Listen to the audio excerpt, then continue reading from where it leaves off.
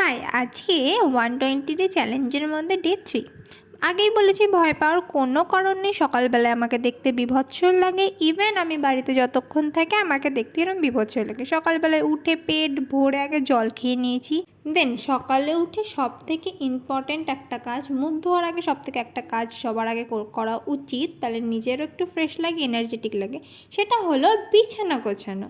ঘুম থেকে উঠে জল খেয়ে আগে পুরো বিছানাটা নিট অ্যান্ড ক্লিন করে তবেই আমার শান্তি লাগে। তো পুরো বিছানাটা নিট অ্যান্ড ক্লিন করার পরে হাত মুখ ধুয়ে চলে গেলাম দোকানে কিছুক্ষণ বসার পর খাবার সময় হয়ে গেল। তো সকালে আজকে খাবারে ছিল ভাত, ডাল, একটা তরকারি। জীবনে যেমন ভালোবাসা নেই, তেমন ভাতের ওপর ভালোবাসা সাজাতে গিয়ে 180 বার করে পড়ে যাওয়া আমার ভালোবাসা। কোনো মাইন্ড করার কিচ্ছু নেই, আমার জীবনটা এরকম। দেন খাওয়া শুরু করলাম। কি করব, গরিবের খাওয়া দাওয়া করে আবার যাচ্ছিলাম দোকানেই। হঠাৎ মা বলল যে বাবাকে বলে যা খাওয়ার কথা।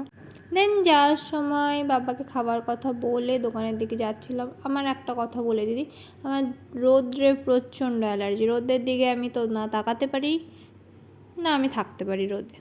দেন এখানে এসে পাহারাদারকে বাড়ি পাঠিয়ে দিলাম। দোকান থেকে এসে স্নান টান করে চলে গেলাম, একটা কাজ ছিল সেখানে। কাজ থেকে আসার পরে আমার তো অবস্থা বীভৎস। দেন ঘরে এসে দেখলাম যে এরকম রুমের অবস্থা। আমার আজকে এনার্জি নেই গোছানোর মতন। তো ওই রকমই মশারি টাঙিয়ে জাস্ট শুয়ে পড়লাম। গুড নাইট, টাটা, আবার কাল দেখা হবে।